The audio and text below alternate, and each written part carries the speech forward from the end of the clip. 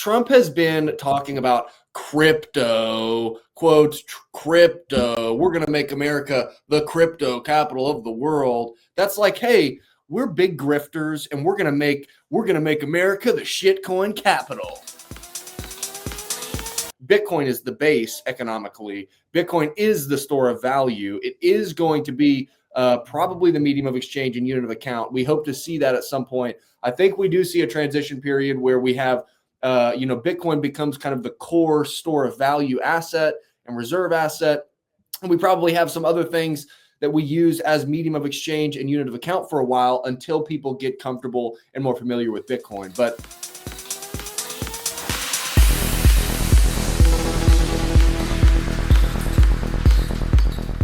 Yo, and welcome back to another episode of the Nyc Griff Show. Today is Sunday, March 2nd. I can't believe that we're already in freaking March of 2025, but it's 10:15 a.m. The price is way down. The thing is probably dead. We should pack it in and go home. Griff, what are you thinking about this week, man? Yeah, I mean, at least we recorded last week, so going into this week, we don't have too many things to cover, but as there's breaking news, we're going to have to give our live reaction to what seems to be President Trump announcing a crypto strategic reserve. I guess it's not that shocking. Is the recession officially here? Trump and Zelensky, early ripple effects of what that conversation was and like what's going on with that. How does it relate to Bitcoin? Why is Bitcoin important? Because everything on this podcast, we're going to relate back to Bitcoin in some way, shape, or form. Why are so many folks still missing on Bitcoin? And is gold in Fort Knox not the greatest case for Bitcoin ever? Anywho, I guess let's kick it off right out of the gates, Nick. Let's just talk about it. So Trump put on his Truth Social, a U.S. crypto reserve will elevate this critical industry after years of corrupt attacks by the Biden administration, which is why my executive order on digital assets directed the President Working Group to move forward on a crypto strategic reserve. That includes XRP, SOL, and ADA. I will make sure the U.S. is the crypto capital of the world. We are making America great again. Now, right out of the gate, everything shot up. Bitcoin shot up immediately on this announcement. Looks like XRP would theoretically, be shooting up the most. It's up 26%. And Ethereum not being mentioned. Let me just say, Ethereum not being mentioned is hilarious. I mean, at least he didn't say Ethereum, but then he went ahead and said, I don't know. To me, none of them are better than the others. That's the first thing I would say about crypto on this podcast. I don't see any use case for meme coins, utility coins, anything of the like. None of it actually makes any sense to me.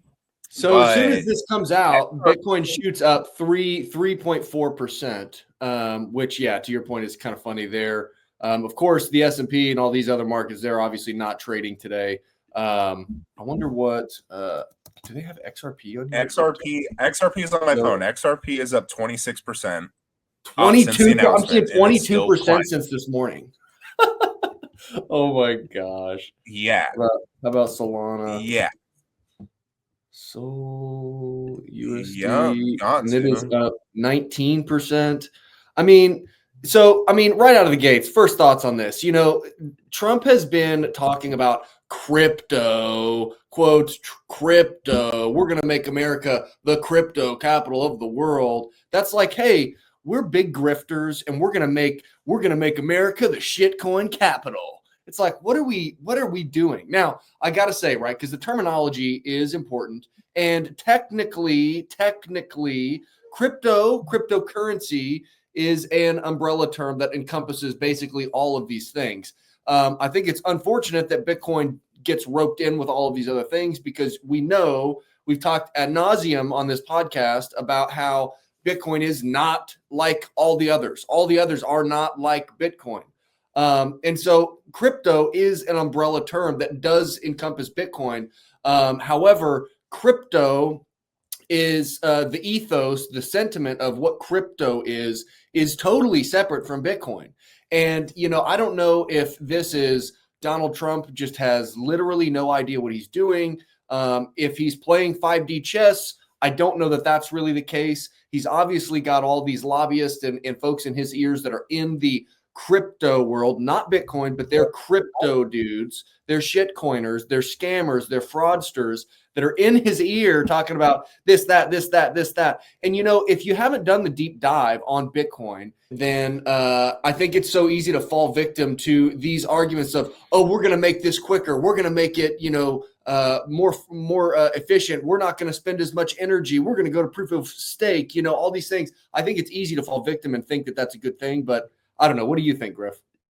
If you're talking about crypto and Bitcoin, the difference to me would be that you can't tell everybody you're going to buy Bitcoin.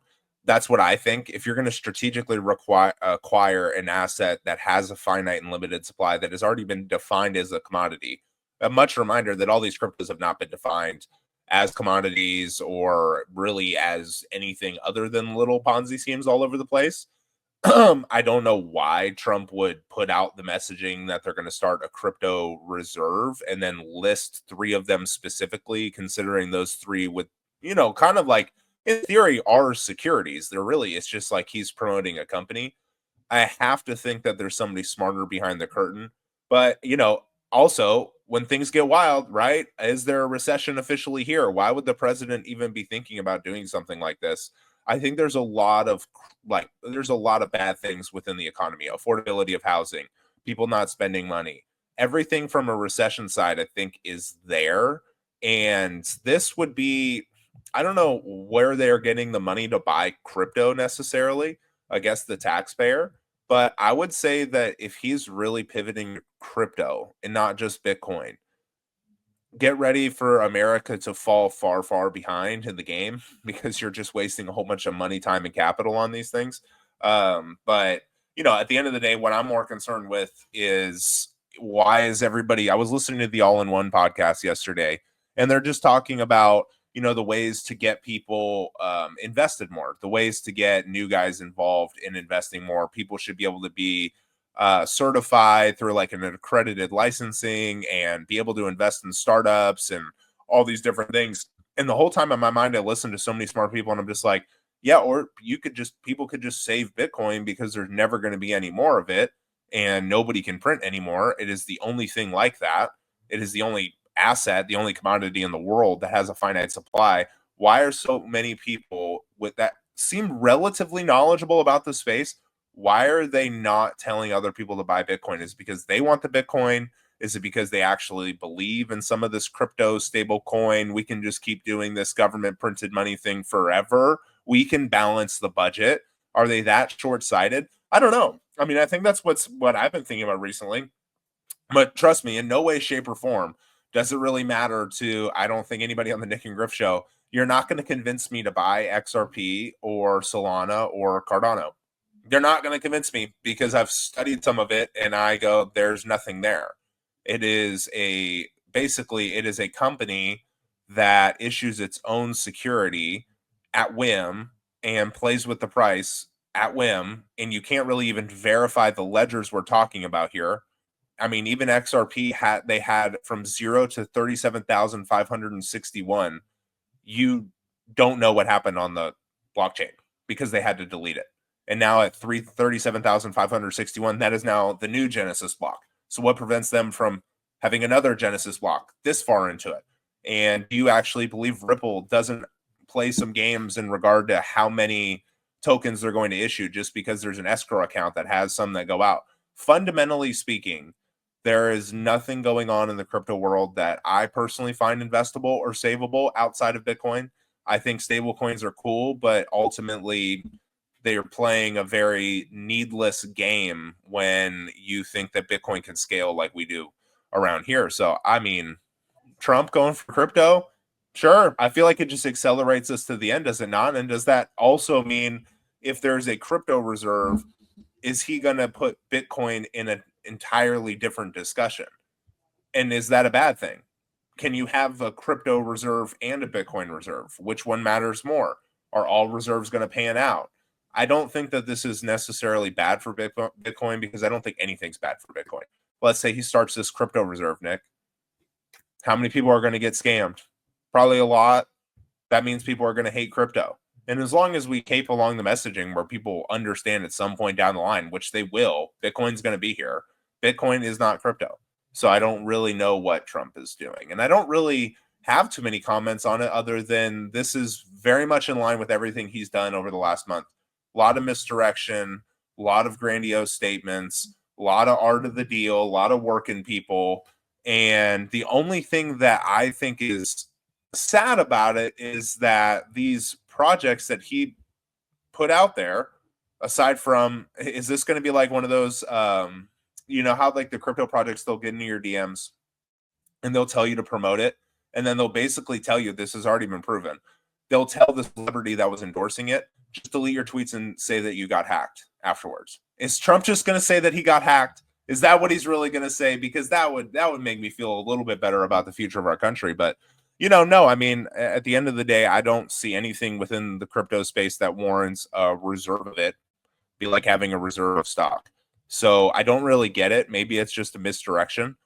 But I mean, you know, this could unknowingly, who knows what's going on behind closed doors, but this could unknowingly be a ginormous step in the direction of fascism.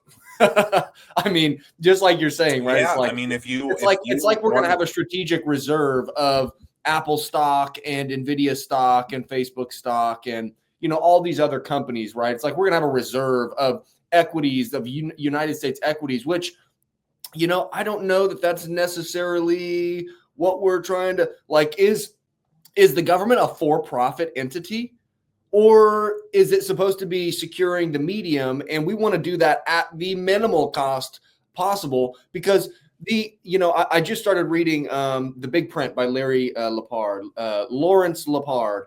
Very good so far. I'm only in a handful of chapters at this point, but it's really good. And you know, one of the things that he was talking about in one of the earlier chapters, I think where it's titled Classical Economics. He talks about how self-interested and self-incentivized individuals operating in the free market actually produces a good. It stimulates the economy in a positive way. And there is no way that a centrally planned economy works. It never works. A centrally planned economy works really well when it's like your household, right? Think about our households, Griff.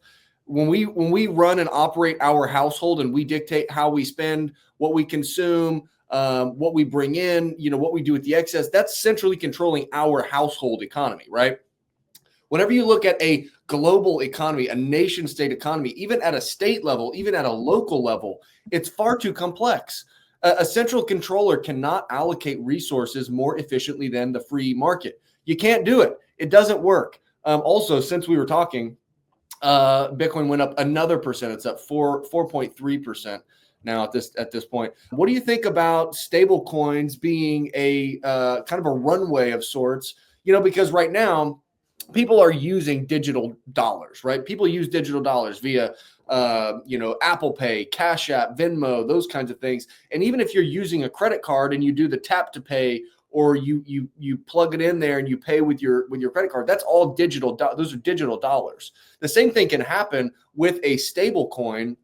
And I guess I can't say that I've done a ton of research on the inner workings of stable coins, right? But it does make sense though. Crypto and stable coins, it makes that on off ramp a little bit maybe more efficient. I don't know if it does or not.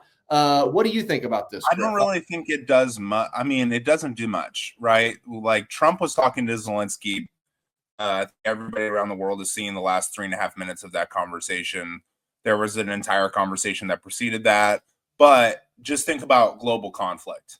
Think about stable coins. How are stable coins different than banks? They're not. Stable coins would be a great way for the United States to essentially issue out a digital dollar to the world, and then also at the same time have a great relationship with the companies, and also probably have them stateside. So one thing I would say that is probably different there is that stable coins, they can go global with a lot less friction than you could with a bank, right? If you've got dollars in your bank account digitally, even though it's simple to like send a message across the internet, right?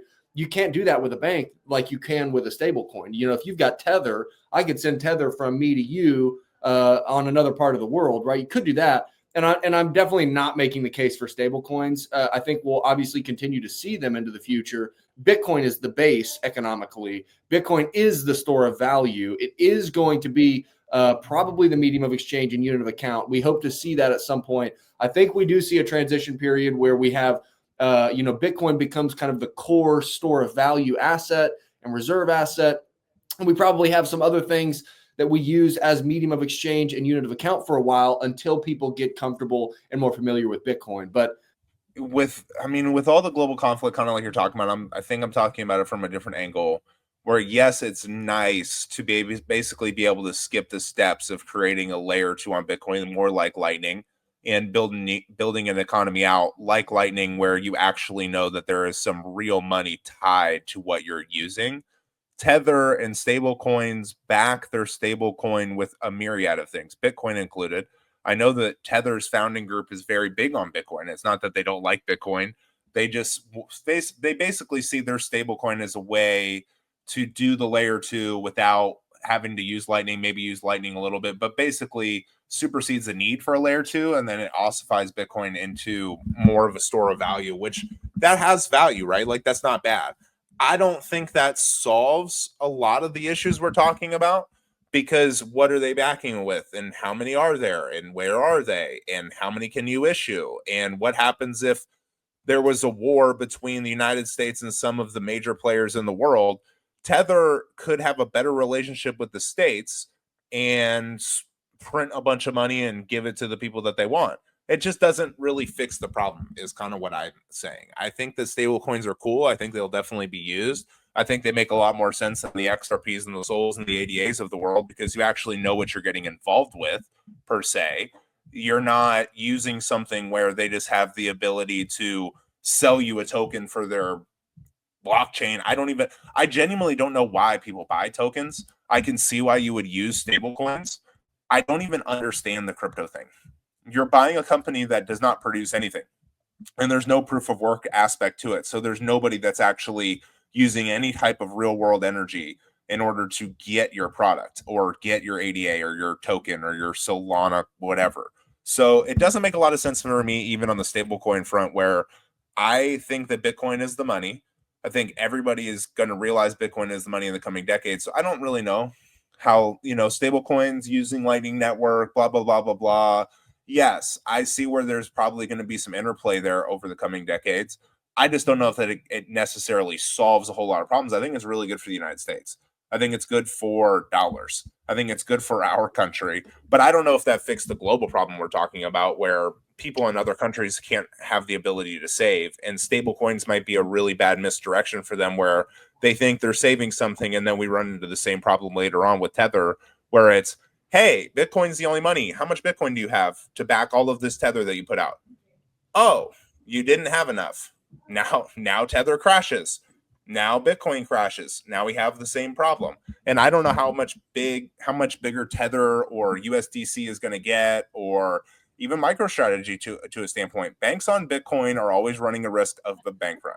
And they don't have all the Bitcoin that they're issuing out, and they're creating fake paper Bitcoin, which you can get away with for a certain amount of time. Coinbase, you can get away with it, but FTX will happen again. It will just be even bigger next time. And I think that's going to be the story of Bitcoin as we go here. People will always think Bitcoin's the scam because scammy people are doing something with it. Bitcoin is just a tool that we can use. So the stablecoin thing is cool. I kind of do hope it works out. I think that would I think they'll provide much more rapid adoption for Bitcoin. But Griff, I gotta read you so I've got a copy here, the big print by Mr. Lawrence Lepard. Very good. I gotta read you a little excerpt here from chapter 9, titled "Sound Money is a Moral Issue." He says, in thinking about these issues, I turned to my good friend and fellow Bitcoiner, Kane McGukin. I don't know who this guy is. I've never read much from him, but sounds like a great guy. He says, I reached out to him for insight into the moral aspect of sound money. He shared an essay from his blog. I was so impressed by his response that I summarized his views below. So now he's summarizing here this guy Kane's thoughts. So he says, Kane believes that America's moral decline has led to a broken monetary system. Finding that the founding fathers envisioned sound money rooted in faith, conviction, and biblical principles, Kane argues that over the past 248 years, particularly the last 80, society has witnessed a steep erosion in these values. It is this moral decay that has corrupted financial institutions and government, forcing people to question the nature of money itself. He explains that faith, not greed, should be the foundation of a sound monetary system. He points out that our society's moral compromises and perverse incentive structures have pushed the system to the breaking point, unleashing widespread chaos in business, geopolitical, and monetary models. The groups at the top are fighting a two-headed monster. They find themselves in the dual crosshairs of a technological monetary innovation and an angry mob of global citizens seeking something better. Kane adds, the problem began when we moved from valuing quality work as a source of purpose to prioritizing consumption as a marker of success. This subtle but profound change is akin to a plane veering slightly off course. Initially, the trajectory goes unnoticed, but ultimately it leads to a destination far from its intended path. As the current system falters, it creates an opportunity to rebuild and return to a moral framework where work is valued for its purpose. Money serves as a reflection of shared principles, and success is measured by the long-term stability it creates for individuals and society. He challenges us to see that, quote, in our current monetary system, equality is an illusion, contradicting the foundational American principle that all men are created equal. He states, in this system, all men are not created equal. Kane remains hopeful because Bitcoin realigns our monetary systems with enduring values, restoring the integrity that supports not just individual success, but also the collective good. Only by reconnecting work with purpose and money with a mathematically fair solution can we hope to rebuild the American dream. So whenever he talks about a plane starting out its flight toward, point A or point B, whenever it's slightly off course, initially, we don't really quite see that, right? We talk about this with inflation, and he's got another chart in here with inflation that I posted on X that's very interesting. But same thing when we talk about with inflation, right? Oh, 1% here, 2% there, 3% here. Well, you add that over 50 plus years since we've gone off the gold standard in 71, and you really start to see its compounding effects over time. Comes back to this, crypto strategic reserve with all these shit coins in it. We can sit back here now from a Bitcoiner's perspective and we're like, yo, what are we doing? How did we get to this point? And it wasn't something that's been done in the last year, the last 2 years, or even the last maybe 10 years. This is the product of going a little off course, probably starting way back in, maybe World War I, World War II. That the chart that I posted on X, he shows inflation. So this small line along the bottom is the rate of change, right? That's the CPI rate. Whenever they post CPI data, they say, year over year for December 23 to 24, shows the rate of change is 3%, right? That's this bottom line. But that top line that goes up and to the right at the other end over there, that's the cumulative effect of inflation. Okay, so this is the same thing that we're looking at, right? So it's like, how did we get to this point of degeneracy in the economy? And, I think that this is something that a previous guest of ours said, but he talked about how basically faith, what our belief system is the foundation that everything follows and is built upon. And so whenever that moral faith structure starts to deteriorate and go away, people are turning away from the Lord Jesus and they're leaning on themselves and their own understanding. We start to see a deterioration of these values. And that obviously is going to show itself all throughout the rest of the world when people start acting on those changed beliefs or those altered values. This is something that is an exponential in terms of it gets exponentially worse over time, right? We start out and we're going here, and as we get further and further down the road, that divergence gets larger and larger and larger to where, at some point we're going to be buying, the U.S. is going to be buying shit coins, it sounds like, as a reserve asset. It's like, what are we doing? This is so far from like anything that makes sense. However, they've done a really good job of creating deception and muddying the waters for what's real and what's not. via the propaganda, all the propaganda. But man, these lobbyists, these crypto lobbyists have been in the ear of Trump. Obviously, that's why we're seeing this stuff that we're seeing. And it's unfortunate. It is. It's unfortunate. Trump tweeted again, and obviously BTC and ETH as other valuable cryptocurrencies will be at the heart of the reserve. I also love Bitcoin and Ethereum. And then Michael Saylor quoted it and said, Bitcoin is the foundation of the crypto economy.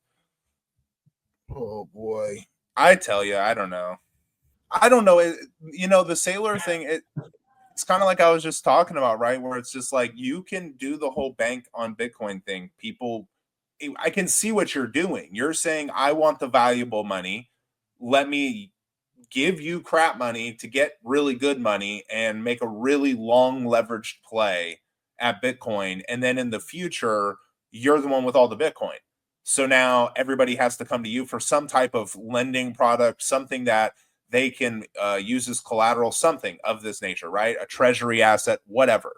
Saylor has definitely, as he's started to talk to some of these big wigs, has definitely started talking about crypto more, definitely started talking about the United States more, definitely started talking about things that, here's my take, it's not America and Bitcoin, Bitcoin gives everybody in the world the chance to basically be in America, because the only thing that you thought you had in this country was the ability to save your money without getting debased and having a strong currency, kind of along with property rights, gun rights, like all these things, right? Like that's what you think America's about because of the Constitution. Well, really, at the end of the day, as long as they can't mess with your money, the government doesn't really have that much power. So Bitcoin allows everybody else in the world to kind of be a part of what America started in 1776. Bitcoin, in my opinion, is just here to finish that off, where it goes, if you can't mess with my money, you can't really tell me what to do. And that's just the truth. And I don't know who's scared of that, who's not scared of that, who kind of wants this to happen, who doesn't.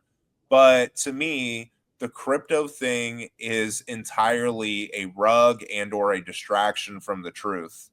And I don't understand why it seems like all of your Bitcoin heroes eventually start doing something that feels a little bit scammy to you, where you go, wait a second.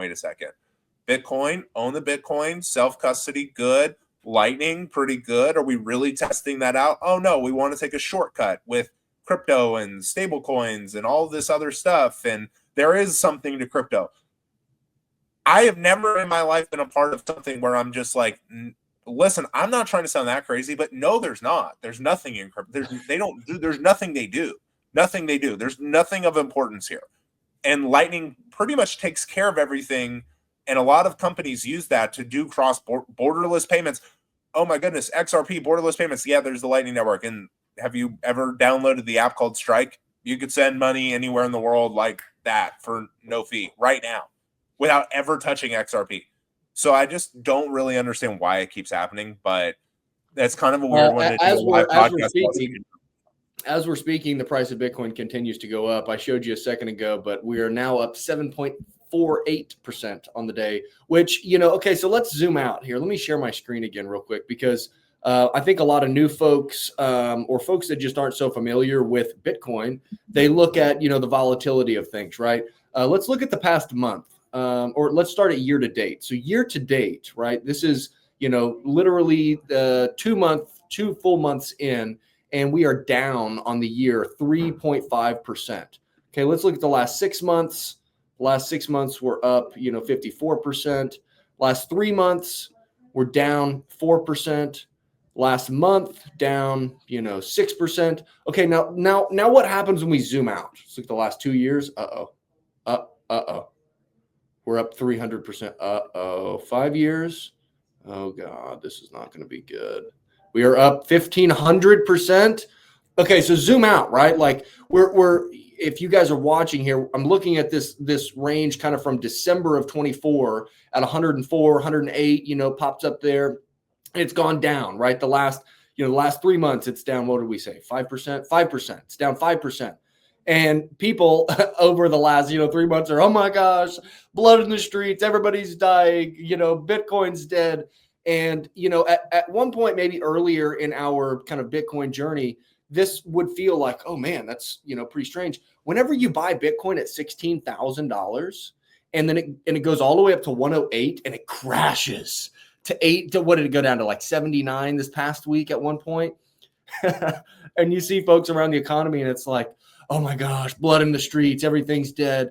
And I'm like, yeah, I guess I'm still only up like 200, 300%. Like, I guess that kind of sucks. Well, that's more of like that, even outside of Bitcoin, that's just more like investing advice, right? Like I continually see threads or read books or listen to podcasts, and all the successful people, all of the people who really have made a lot of money in life, a lot of them, not all of them, a lot of them, don't day trade, don't change positions after 3 years, 4 years, or 5 years. They pick something and they start learning about it, and they either believe in it or they don't. And then they hold it for 10, 20, 30 years. And then you're in your 40s and your 50s, and maybe they sell a little bit of it off to buy that yacht or do whatever they need to do. Bitcoin is, in my opinion, so clearly the easiest hold in the net for the next 100 years. But let's say for Nick and I's retirement's sake, for the next 30 to 40 years, Bitcoin is by far and away the easiest hold ever. And just holding Bitcoin is probably going to put you in the bucket where, oh, nobody can beat the S&P 500. You'll probably beat the S&P 500 because it's still just barely scratching the surface of all the money that it can take in. There's so much waste, fraud, and abuse in finance. That's what Bitcoin is. Bitcoin is the Doge for all the waste, fraud, and abuse of just finance in general. $500 trillion worth of treasuries. How many derivatives? All these equities. People putting money in homes and Airbnbs. All of this stuff. Bitcoin is what demonetizes all of that. And or just think about it from a society perspective. If you take out all of that waste, fraud, and abuse, if you demonetize a whole bunch of things that don't really help anybody, we are going to make a better economy at the end of the day. There's just less bloat. Bitcoin gets rid of all of the bloating. It's like, honestly, our current society is like a diabetic on life support. And Bitcoin is coming in here and is trying to save it. Does it mean that Trump needs to start a strategic reserve of just Bitcoin and tell everybody else to, F off? No, I mean, not necessarily. It would have been nice to feel like we had somebody that was that smart, but the guy's 70-something years old. And most people don't take the time to understand the difference. He just figured out how big podcasting is, and so it's like maybe this guy's just got a slower journey to the space. One tweet that I just added up here on the screen for you guys that are watching is a tweet from Corey Bates that I think is just hilarious, and it shows a clip of Elon and Barron Trump at the inauguration. And if you guys have seen the clip, Elon's like thumbs up, all excited, and Barron's just stone cold, right? He says, Bitcoiners buying the dip. That's Elon, juiced, excited about it. And unfortunate for folks like myself, Bitcoiners that don't have any dry powder because everything excess has already gone to the corn, especially when it happens right before the dip. It's like, God dang. Those trading emotions are so crazy because I felt all of them. This dip I was ready for, and I bought a lot of it when it went down to like 85. And I've been at the other one where I didn't have any money, but it goes to the point, why do people miss out on Bitcoin? In my opinion, like there's so many smart people missing out on Bitcoin. And I think it's because they think there is another one. Like there's going to be another Bitcoin that shoots up to the right and it goes up forever and you make your 20,000% return and it's all great. But there's also so many people that are caught up in the crypto world. And I think it's because in other industries outside of money, there can be more than one, but in money, there can only be one. So maybe that's why people kind of miss on Bitcoin because they think that there's going to be another one. But in this case, it's like, not really. Like, there's only really, everybody's all going to use one money at the end of the day. There might be certificates, like there were certificates for gold. That's what the dollars originally were. So there might be some type of currency that goes on top of the money. But I think maybe that's why people are missing, Nick. Like they miss on it because they think there's going to be more than one money. And at the end of the day, there's only going to be one money. There's only one gold. There's only one silver. They both have different use cases, and one clearly won over the last 2,000 years. So I think that's kind of very similar to what's going on with Bitcoin currently is people think there's going to be something to hit. And honestly, today, if you bought XRP, good for you. You're up like 40% in a day. I don't know how much XRP a lot of retail bought and are going to sell or are going to get rug pulled next, but bless their heart, they're up 40% today. And if they sell before everybody else sells, they'll win. the beautiful thing about Bitcoin is because there's an actual proof of work network behind it, we're going to win for there is no rug pull. There is nobody who owns it. There's nobody who has 55% of the supply and can just dump it every 4 years. If you look at the chart of whales dumping in XRP, it is every 4 years on the dot. When it goes up like this, they literally go zoom. See, and what's unfortunate, right, is like we have these kinds of Bitcoin conversations about some of these nuances, and this is the response that you typically get from non-Bitcoiners, folks that just don't really know what's going on. There are only so many blocks added to the blockchain per day, and for coin. If you guys are watching, that's a clip of Griff looking down into what seems to be the abyss of, I don't know what you're talking about. I don't care what you're talking about. I just want more fiat. And I just want to bend over and get a little bit more fiat if I can. This is the response. We had somebody that posted this clip, and I'm like, this is how conversations with Bitcoin or with non-Bitcoiners go about Bitcoin. You know, it's like you don't get a real response because folks, I don't know what that is about. You know, I mean, and everybody has their own interest and their own hobbies in these things. Obviously, ours, part of that is a large portion of that is Bitcoin and economics and tracking and following a lot of these things. But you know, I mean, we're still so early. I mean, another thing that I saw this week, it was a photo of all these other global assets. I said, we've still got 90% of the way to go, right? So you look at this total value of global assets, and I'll pull up the picture, right? So Bitcoin, you can see, if you guys are watching on Spotify and YouTube, up in the top left corner of this photo, it shows Bitcoin, $2 trillion asset class. And it's tiny compared to gold, art, cars and collectibles, equities, real estate, bonds, money, right? Like, let's say that a small portion of the store of value use case from real estate goes to Bitcoin. We're looking at an addressable market there of real estate. Now, not all of real estate's value is going to go to Bitcoin because there is a use case, a use value of real estate, right? But it's a $330 trillion asset class. Now, something like gold, that $18 trillion class, that could be almost totally demonetized and moved into Bitcoin. And that's an $18 trillion asset class, right? It's like we got a long ways to go before we get there. Bonds, dare we talk about the bond market as a store of value? I mean, what portion of a $300 trillion bond market could get pushed into Bitcoin? I mean, we've got 99% of the way to go, as I posted here in response to that. Yeah, I think it's crazy. I guess just to wrap up, do you think the goal is in Fort Knox or do you not? I mean, I think, have you watched the most recent podcast that Joe Rogan did with Elon? Yeah. That was kind of interesting. He talked about the last actual audit was done in the 1950s. So it's like, okay, maybe we should check on this again. But hey, in other news, I want to wrap up thoughts here. So we know that about half of the states have legislation in for conversation about strategic Bitcoin reserves for the state governments. So about half of the states are doing this. Actually, just this past week, House Bill 1203 here in the state of Oklahoma passed the Oversight Committee by a vote of 12-2, and it is now going to the Oklahoma House floor for conversation, debate, and vote. And so continuing to move along the process, which is exciting. If it passes at the House level, it then goes to the Senate for their conversation, debates, and vote. And then if it passes in the Senate, then it'll go to Governor Stitt's desk for his signature to become law. And I want to say it allows up to 10% of state funds to be allocated toward crypto assets. Hate to use the word again. Crypto assets that have a market valuation of over 500 billion, I think, or something like that. And so, unfortunately, that still leaves the door open for a lot of shit coins to be included in that. But good development, I guess. You know, I'm not necessarily a proponent of like, you know, we need to have state adoption. We need to have government adoption because Bitcoin, as we know, continues to pump out new blocks every 10 minutes. The supply cap is enforced by the difficulty adjustment, by the halving cycle. This thing just keeps going. It just keeps going.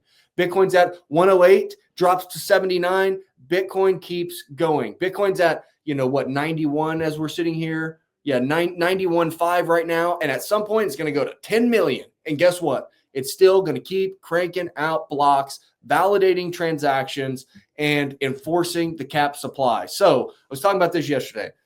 There's nowhere else to store value. And that is in Bitcoin, the lowercase b, the actual coin itself. There's only 21 million of them.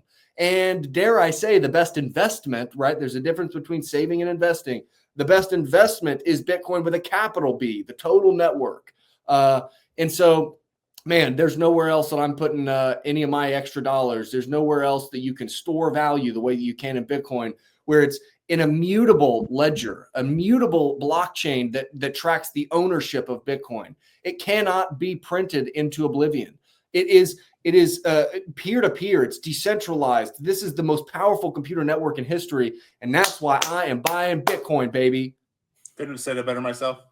Hey, if you guys are not watching, we've got video on YouTube and on Spotify. Check us out there. But all of our links are at nycandgriffshow.com. Come talk with us on X. We like to interact with folks, but the link is nycandgriffshow.com, NYCANDGRIFFSHOW.com. Go check us out, and we'll see you guys next time. Peace.